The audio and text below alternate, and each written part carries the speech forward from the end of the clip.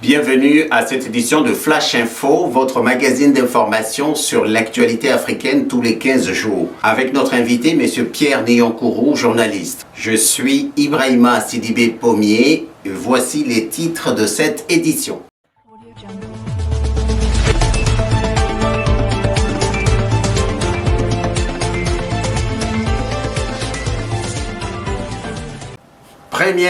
Premier sujet, donc l'actualité est marquée depuis ces dernières semaines par le coup d'État militaire qui est intervenu au Burkina Faso. Donc, quelle réaction après la suspension du Burkina Faso et les conséquences de ce coup d'État, le troisième dans la sous-région.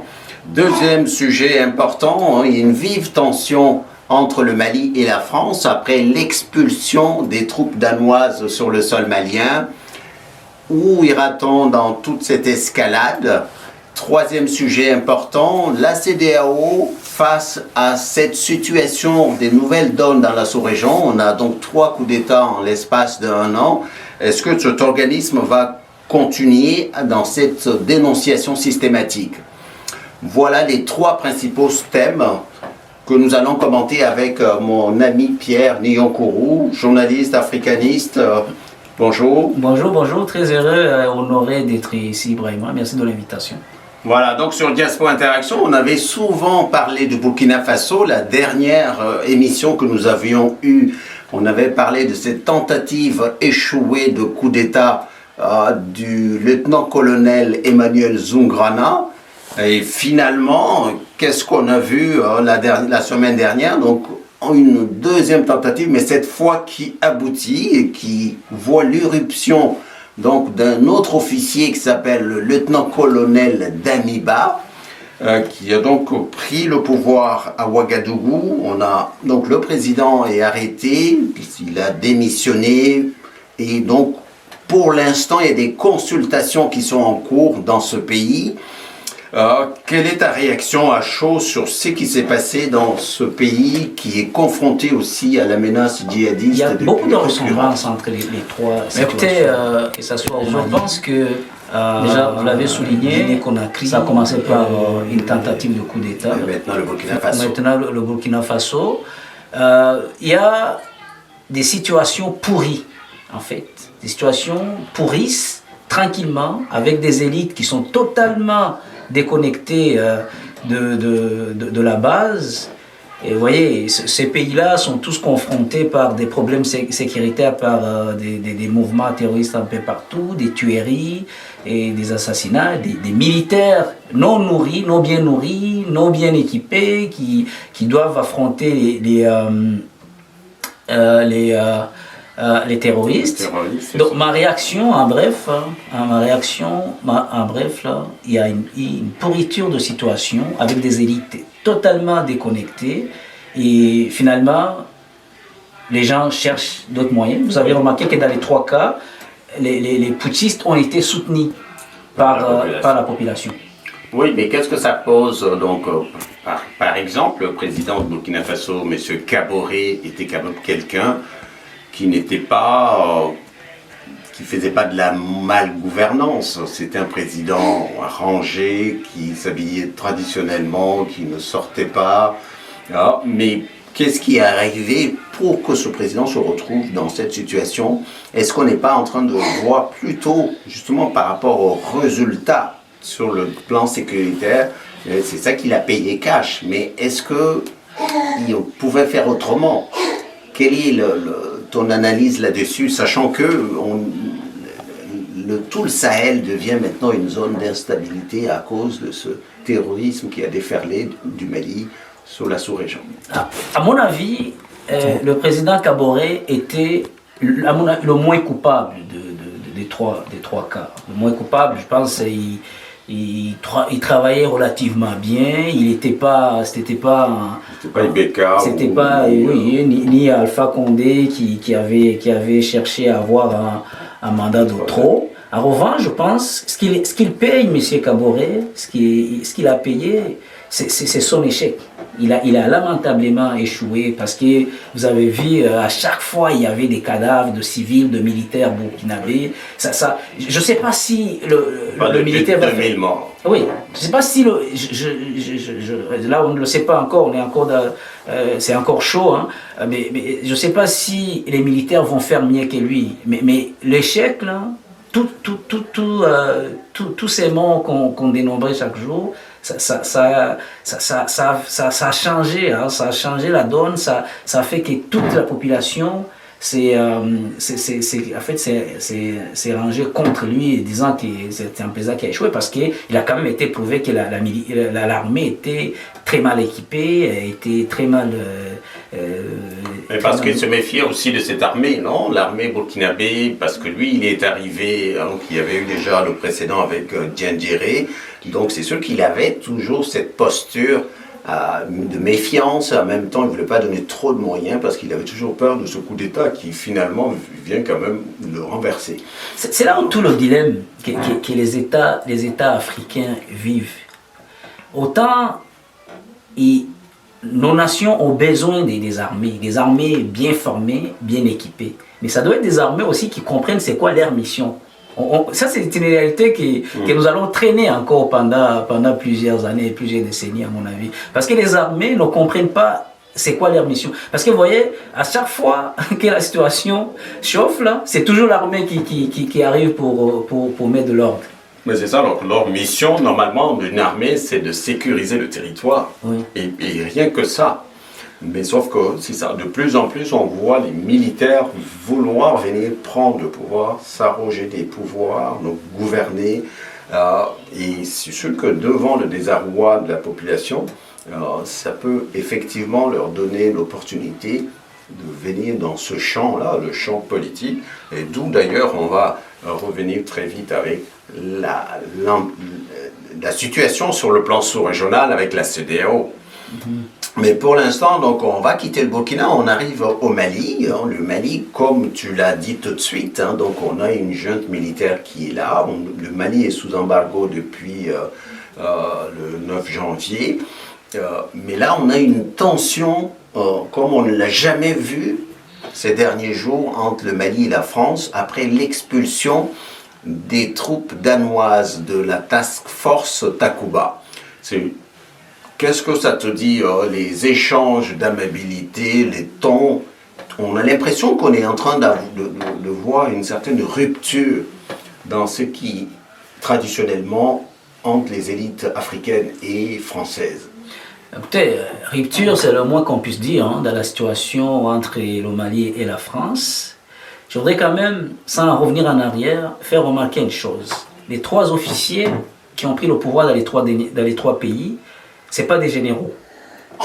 C'est des jeunes officiers, très bien formés dans des bonnes équipes, des gars des officiers de terrain. Remarquez ça. C'est des gens qui ont déjà goûté au feu, là, au fait des terroristes. Ils ont vu leurs camarades mourir.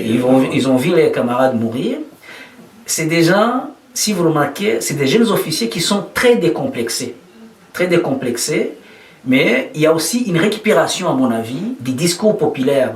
Si vous remarquez par exemple le cas de Goïta au Mali, Goïta il parle moins, mais il délègue quand même son Premier ministre, son ministre des Affaires étrangères pour aller... Qui d'ailleurs donnait une interview là, il y a 2 jours, où là il va vraiment droit au but. Donc il dit clairement à la France de changer de braquet et que sinon le Mali peut même aller lui demander de partir. Ce qui est quand même inédit. Et puis il y a eu le discours effectivement du Premier ministre malien, ou ce ministre qui demandait carrément à Florence Parly de se taire, en citant Alfred de Vigny. Mais le moins qu'on puisse dire, c'est que la France a aussi échoué dans cette région. On ne comprend pas, en fait. Ouais, je crois que les populations, d'abord, sont un peu désabusées Voilà, la France, elle est au Mali depuis quoi? En 7 ans. Ouais, et les résultats sont restés... 2013. Donc 7-8 ans actuellement. Donc, et les résultats, pour ce qui est de la lutte contre le terrorisme, ne sont pas probants. Donc la population ne comprend rien et il y a ces jeunes officiers qui viennent récupérer une situation pourrie. Maintenant, la tendance, même si ce n'est pas assumé publiquement, en tout cas pour le moment, la tendance c'est qu'on tourne le dos contre la France, puis on va aller chercher notre ami la Russie. C'est ça, donc tu viens d'évoquer justement, cette surenchère se fait sous fond de l'arrivée de Wagner. Alors, le pouvoir malien continue à nier en bloc qu'il n'y a pas de Wagner au Mali, et les autorités françaises continuent à crier orbi et torbi que Wagner est là et qu'ils ont des preuves, mais sauf que dans cette guéguerre de communication, est-ce que c'est pas plutôt la France qui perd, puisqu'on n'arrive plus à comprendre qu'est-ce qu'elle veut au juste? Mais la France a perdu depuis longtemps, à mon avis, pour ses intérêts, remarquez, parce que tous les présidents qui ont été démis, c'est des présidents qui avaient été élus démocratiquement. Mais ouais, la France nous a amené à cette hypocrisie de démocratie, mais elle a instauré et où elle a accompagné des régimes où c'est des cliques qui dirigent, et des marionnettes de la France. C'est ce qu'on a vécu pendant longtemps. Maintenant, ces officiers, si vous remarquez, c'est des gens qui disent, écoute, nous on est décomplexés, on veut défendre les intérêts de notre peuple. Vous voyez, les intérêts de notre peuple, on veut défendre les intérêts de nos nations. Donc, je ne sais pas jusqu'où ça va aller, mais remarquez quand même aussi que la Russie, la Russie, elle aussi, se pointe, en fait, récupère un peu la situation. Oui, c'est ça. Donc, on est peut-être. Est-ce qu'on n'est pas en train de voir naître justement un basculement géopolitique? Parce que ce qui est intéressant dans le territoire malien, c'est sûr que c'est ce côté central dans toute cette zone. Et si le Mali bascule, est-ce que la France-Afrique va pouvoir survivre? C'est toute la question, sachant que les intérêts de la France sont beaucoup plus à Abidjan, Côte d'Ivoire, au Sénégal et le Niger avec Areva, plus que réellement au Mali. Mais le Mali fait la jonction entre tous ces territoires. Ouais, au Mali, il y a au moins au moins un intérêt géostratégique très très important. Si les Russes s'installent au Mali, je ne crois pas qu'il y ait beaucoup d'intérêts financiers. En tout cas, il n'y a pas d'intérêt financier énorme. À mon avis, l'intérêt, il est beaucoup plus géostratégique. Parce que si les Russes s'installent comme il faut au Mali, ils sont à la porte de l'Europe. Ils sont à la porte de l'Europe. Donc, si on met dehors, parce que remarquez aussi que, je ne sais pas si vous suivez un peu, le discours français a beaucoup évolué. Pendant longtemps, on nous a dit, si les Russes arrivent, nous, on va s'en aller. Là, on a modélé un peu le discours. Le discours n'est plus le même, ce qui veut dire que la France voit qu'elle est en train de perdre le terrain. Exactement. Et je profite d'ailleurs, donc j'ai envoyé sur nos confrères des RFI, justement, la France vient d'annoncer qu'ils ont neutralisé plus d'une centaine de terroristes avec l'armée burkinabé. Alors, est-ce que c'est justement dans cette guerre de communication, on n'est pas justement en train de voir une puissance qui bat de l'aile, qui se rend compte que les dés sont pipés pour elle dans cette sous-région et que la demande de résultats que veulent les masses africaines, elle n'a plus la capacité de fournir en fait des résultats tangibles face à ce que les gens vivent sur le terrain. Oui, c'est de bonne guerre. Si vous remarquez, c'est quand même une très très bonne guerre de communication. Hein. Tout le monde est essayant de défendre ses intérêts. Mais je crois que la Russie de Poutine connaît bien les failles, là où les Français ont échoué, et ils récupèrent le terrain. Et oui, ils vont récupérer tout le terrain qui est récupérable. Mais on ne sait pas comment ça va évoluer. Là. Mais moi, je vois mal les Français quitter le Mali.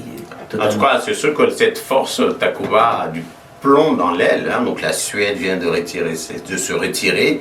Et cette expulsion donc, de la troupe danoise, je pense, va créer quand même une situation inédite pour une force qui risquera vraiment de finir, enfin c'est dans la zone des 3 frontières, mais derrière cette histoire, il y a quand même l'enjeu même tourne autour de Barkhane. Et puis la France a déjà évacué Tombouctou, Kidal et Tessalit, mais il est encore à Gao. Mais pour combien de temps? C'est que les jours et les mois à venir, c'est ceux vont être compliqués à observer, intéressants à observer, je peux dire.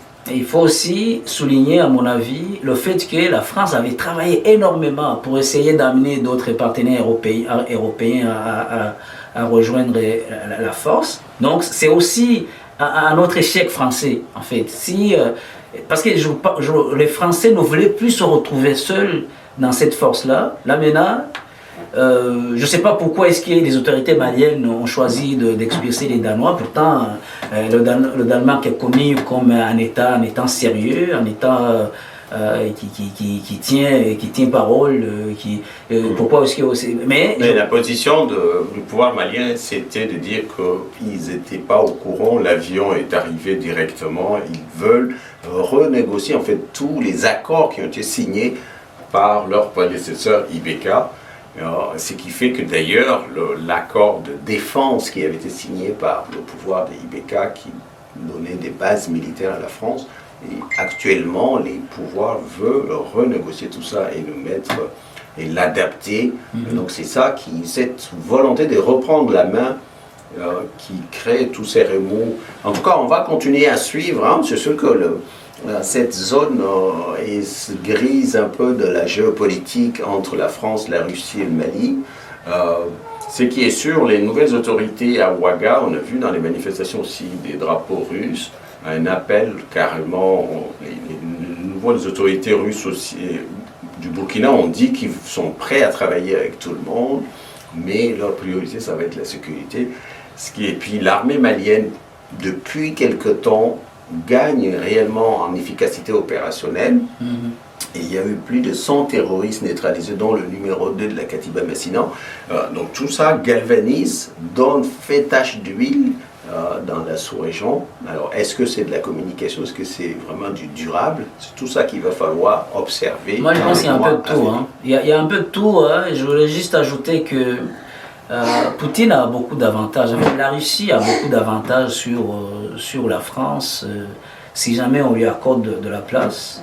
Moi, ce que je vois, la Russie va débarquer, elle va vraiment réaliser beaucoup enfin, elle va montrer des résultats très probants, très rapidement, comme ils l'ont fait un peu en Syrie, je ne vais pas comparer les deux situations, mais parce que Poutine n'a pas des élections, lui il ne prend pas le risque de perdre les prochaines élections, il est maître du jeu en Russie. Ce n'est pas le cas pour Macron. Macron, il doit jongler avec droits de l'homme. Puis il y a des élections en France. Il y a des élections au mois de mai, donc c'est pas long. Il doit souffler, il doit souffler le chaud et le froid pour essayer de s'en sortir pour tout ce qui est du cas malien. Mais en tout cas, à suivre. Donc, troisième sujet, on va revenir toujours sur la CEDEAO. Donc, la CEDEAO a dépêché au Burkina Faso une délégation de chefs d'état-major pour venir évaluer la situation sur le terrain. On sait que depuis le coup d'État, donc le Burkina est suspendu donc des instances de cette organisation sous-régionale qui, je rappelle, a déjà suspendu la Guinée et le Mali, qui est carrément sous embargo. Donc, ce qui fait qu'il y a une espèce de ligue maintenant de 3 pays, hein, Mali, Guinée, contre ces décisions, enfin que le pouvoir malien trouvait injustes, illégitimes. Est-ce que la CEDEAO peut aller, par exemple, prendre une sanction comme ce qu'elle a prise contre le Mali, sachant que le Burkina aussi est un pays enclavé? Moi, je crois que la CEDEAO, comme la plupart de ces grosses machines composées par des chefs totalement déconnectés de la réalité des masses, des populations. Est-ce que vous avez remarqué que quasi toutes les rues, donc toutes les masses, toutes les populations africaines soutiennent les 3 pays. Ça, je pense, c'est le premier élément. Deuxième élément qu'il faut remarquer, c'est le fait que au Burkina Faso, la CEDEAO est allée mollo. Là. Elle avait compris qu'elle avait perdu les opinions populaires des deux autres pays. Du fait de la grosse manifestation à Bamako et dans tout le Mali, et dans la sous-région, parce que le Mali a quand même été soutenu par c'est le Sénégal, la Conakry. Donc effectivement, on a quelque chose qui tremble un peu. Visiblement, chez ces chefs d'État mal élus et souvent illégitimes, dont certains sont... Parce que c'est des chefs d'État justement mal élus qui condamnent des militaires qui ont fait un coup d'État, qui ont assumé des coups d'État, mais maintenant eux ils ont fait des coups d'État constitutionnels. Parce que vous voyez, c'est pas des gens qui ont... Qu'est-ce que quelqu'un comme Faure Gnassingbé a donné comme leçon aux putschistes? Voyez-vous? Donc la CEDEAO est totalement déconnectée elle aussi. Et moi je pense qu'elle a compris la leçon. Elle a fait aussi beaucoup de communication après quand il a pris la décision de suspendre le Burkina parce qu'elle avait perdu toutes les opinions publiques. La guerre des opinions publiques l'avait perdu. Elle avait perdu. Donc je ne crois pas que la CEDEAO est un organe légitime à venir condamner les coups d'État.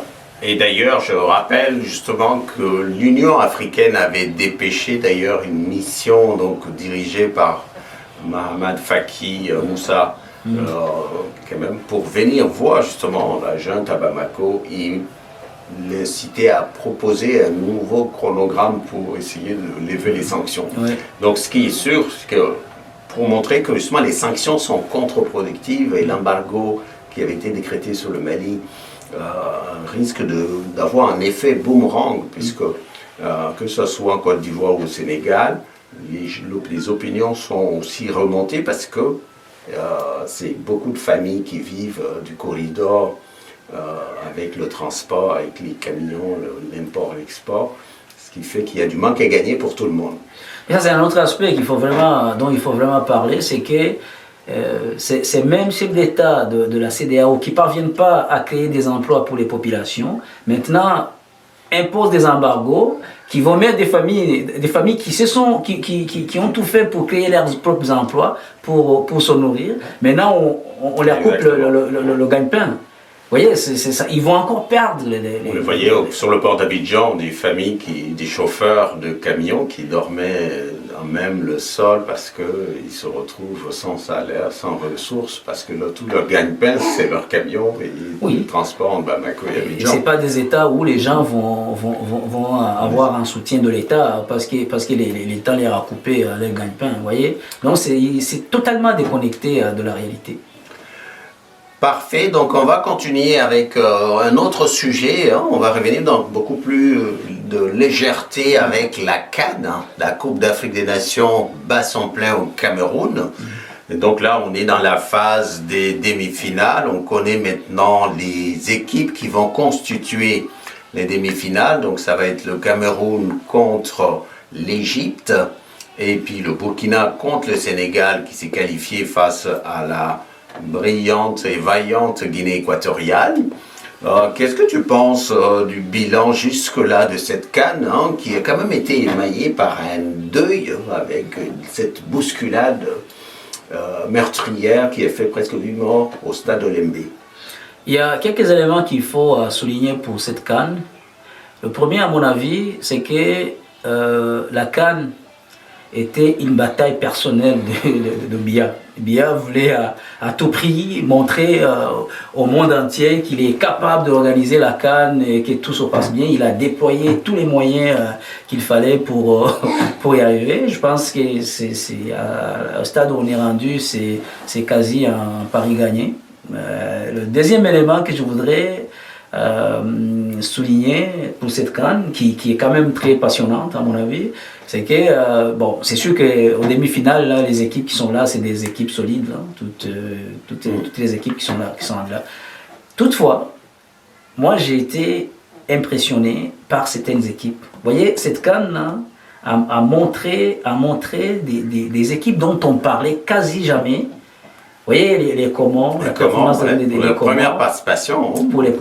Regardez la Gambie, ce qu'elle a réalisé, et beaucoup d'autres équipes là, dont on parlait quasi jamais qui ont réalisé des merveilles dans cette CAN. Évidemment, parlant du bilan aussi, il y a cette bousculade-là qui a causé des morts, qu'on estime à environ une dizaine de morts. Moi, j'ai vraiment pas aimé la manière dont on a banalisé le fait.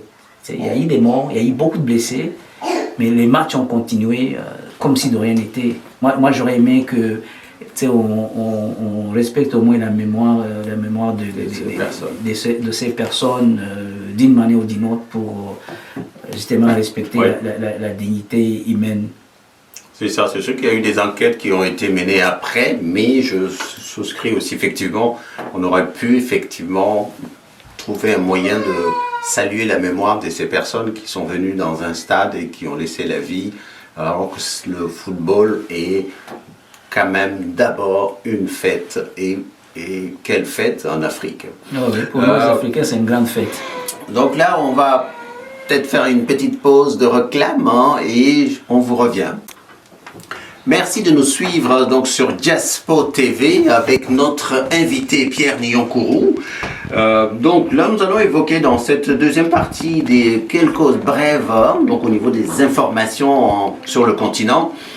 Première information, donc c'est par rapport au risque d'attentat en Afrique orientale suite justement à la débandade des troupes djihadistes au Cabo Delgado dans le sud du Mozambique, dans le nord du Mozambique plutôt. Les autorités au Kenya et en Tanzanie ont peur d'un attentat de ces Shebab, c'est des groupes islamistes qui sont un peu dispersés dans la brousse. Donc, que penses-tu du risque d'attentat dans les grandes capitales comme Nairobi ou Dar es Salaam du fait de la menace des Shebab, ce groupe islamiste qui continue quand même à poser des dangers en Afrique orientale? Je pense que le risque, il est là, parce que vous voyez comment ça marche, ça fonctionne, ces groupes-là. Le Rwanda est intervenu et il les a vraiment mis en débandade très rapidement. Et eux, quand ils trouvent en face d'eux une armée bien organisée, normalement, ils se laissent pas mourir, ils se faufilent parmi les populations et puis ils se cachent. Donc ils se promènent un peu partout dans ces pays-là. Là où je trouve que le risque est élevé, c'est notamment au Kenya. Parce qu'il y a une grosse population, et c'est pas pour stigmatiser les Somaliens qui habitent au Kenya. Des gros camps de réfugiés. Oui, donc c'est déjà arrivé, il y a déjà eu des attentats au Kenya. C'est là où je pense que le risque est élevé. Peut-être en Tanzanie aussi. Et on a déjà eu des attentats en Ouganda. Mais dans des pays comme le Rwanda et le Burundi, le risque est très très peu élevé. Parce que c'est quand même des petits territoires très bien encadrés. Très bien encadrés, avec des armées assez habituées à lutter contre ces groupes-là. Okay. Sinon, sur le Burundi, donc, il y a eu aussi le président Ndayishimiye qui s'est manifesté contre les enseignants. Qu'est-ce que se passe un peu dans ce pays? On sait que c'est un nouveau président qui a pris les rênes donc, du pays. Est-ce que c'est un mouvement social important, c'est le soulèvement des enseignants, ou qu'est-ce qui se passe? Oui, mais je ne crois pas que le mouvement soit très très important, dans le sens que vous savez comment ça marche en Afrique. Les enseignants au Burundi, c'est l'essentiel des fonctionnaires de l'État, mais les fonctionnaires, ils font quoi? Ils ne font pas 5% de la population, à la base, pour dire que c'est pas le mouvement en soi, s'il faut le placer dans la société, c'est pas quelque chose qui va empêcher les gens de dormir. Quoique c'est important quand même, les enseignants, ils sont nombreux. Ce que j'ai compris de la situation, en passant, le nouveau président, c'est un président qui est très admiré, qu'on trouve qu'il fait un beau boulot, en tout cas, au moins sur le plan de discours, il donne une bonne image, il donne des bonnes directives. Dernièrement, il y a eu le ministre de l'Éducation qui avait ordonné ce qu'on appelle un test d'évaluation pour les enseignants, pour voir s'ils étaient aptes à enseigner. Une fois ordonné, le syndicat des enseignants a donné un préavis de grève. préavis de grève. Là, alors, le président s'est saisi de la question. Il y a eu une négociation par un conseil social là, qui avait fait arrêter le mouvement. Bon, il y a un dialogue social qui est enclenché. Il y a un dialogue social qui est enclenché, mais je ne crois pas que ça soit quelque chose de si gros que ça va se régler. Mais moi, j'avais aimé, parce que le problème, c'est que c'est pas seulement au Burundi, le niveau d'éducation a tellement baissé, et c'est peut-être ça l'objectif des ministres, c'était pour voir si les enseignants qui enseignent ont eux-mêmes une capacité suffisante de pouvoir enseigner. D'accord.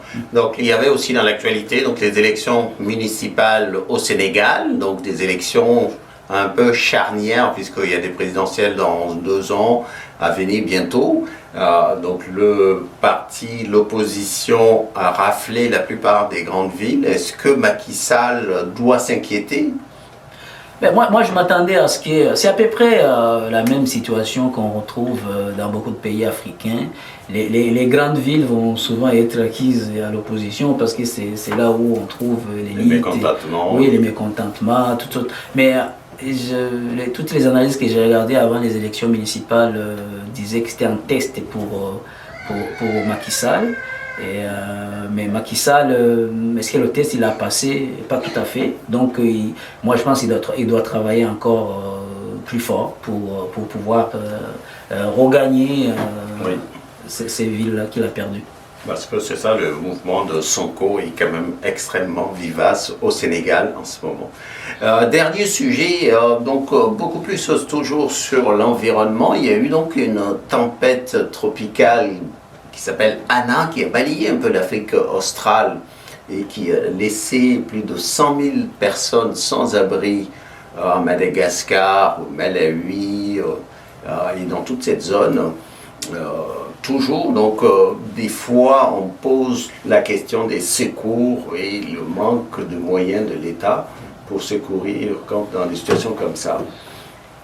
Et on est souvent dans la fatalité. Qu'est-ce que tu penses de ces drames qui frappent quelquefois les pauvres, les plus pauvres? Ouais, c'est des véritables drames, hein, c'est des véritables drames, et justement les plus exposés sont les plus pauvres. Moi je crois que nos États ont sensiblement les mêmes difficultés. On n'investit pas pour prévoir des situations comme ça, et quand ça arrive, ça laisse des dégâts épouvantablement nombreux. Et je crois que si on parle des changements climatiques aujourd'hui, ça c'est des bons exemples. Et je crois que l'Afrique doit prendre des dispositions. Pour pouvoir protéger son environnement, protéger ses citoyens. Parce que vous voyez, il y a des morts. À chaque fois qu'il y a des événements naturels comme ça va nous prendre des vies humaines, ça va détruire le peu qu'on a. Donc moi je pense que l'Afrique devrait prendre cet exemple-là, enfin prendre un mécanisme de gestion des crises climatiques. Établir des mécanismes de gestion de crise, pas seulement climatique, mais climatique parce qu'on est dedans. Oui, les risques naturels. Les risques naturels. Voilà, donc ceci met fin à notre journal. Merci, Monsieur Diankoro, de nous avoir fait l'honneur de participer à cette émission.